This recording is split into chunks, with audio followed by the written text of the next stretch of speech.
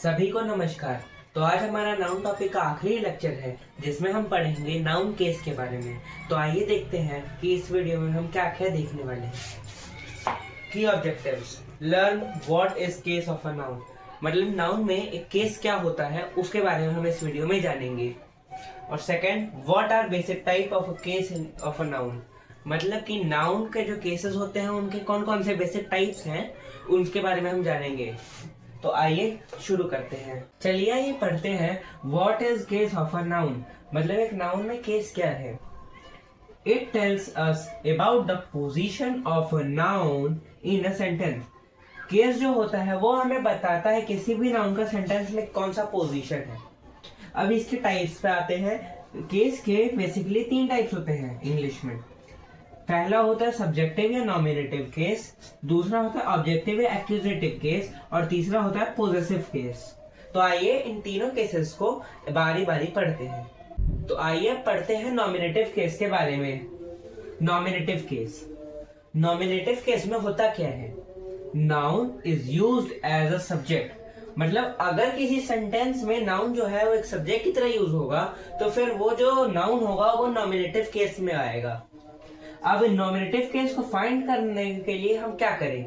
तो फिर to find it put who और व्हाट बिफोर द वर्ब, मतलब एक सेंटेंस में जो वर्ब होता है अगर हम उसके पहले हु या व्हाट लगा दे तो हमें नॉमिनेटिव केस पता लग जाएगा। आइए एग्जांपल से समझते हैं। एग्जांपल में हमारा है जॉन थ्रू अ स्टोन। अब इसमें नाउन कौन सा है? जॉन है।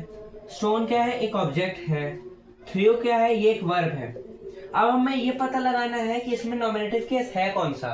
वो तो जाहिर सी बात है कि जो नाउन होगा वही नॉमिनेटिव केस होगा, पर आइए फिर भी हम एग्जांपल में पुट डाउन करते हैं कि कैसे फाइंड आउट करें।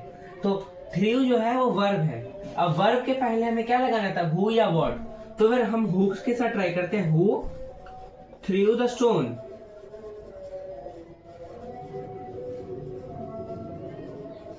हमने ये क्वेश्चन रेज किया कि स्टोन को किसने फेंका, तो उसका आंसर आया जॉन। तो फिर ये जो आंसर आया ये होगा nominative case.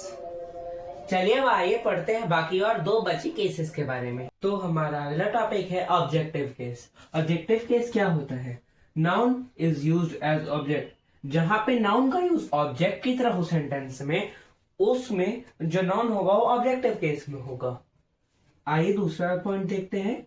It is also called accusative case. अब ऑब्जेक्टिव केस को हम एक्यूजेटिव केस भी कहते हैं। To find objective case put whom और what before the verb. Sentence में जो वर्ब होता है अगर उसके पहले हम whom लगाएं या फिर what लगाएं तो फिर हमें ऑब्जेक्टिव केस का मालूम चल जाता है। आइए एग्जांपल से समझते हैं। The horse kicked the boy. अब इसमें द क्या है? ये एक आर्टिकल है जो कि डेफिनिट आर्टिकल है। Definite article. हॉर्स क्या है? हॉर्स एक नाउन है। किक्ड क्या है? किक्ड एक वर्ब है। द क्या है? फिर से डेफिनिट आर्टिकल है। और बॉय क्या है? बॉय फिर से एक नाउन है। The horse kicked the boy, इसमें हम देख सकते हैं कि 2 नाउन है। अब इसमें ऑब्जेक्टिव केस कौन सा है? तो वर्ब जो है वो है किक्ड। अब किक्ड के पहले हमें कौन सा क्वेश्चन वर्ड यूज करना था? whom या फिर what? The horse kicked whom।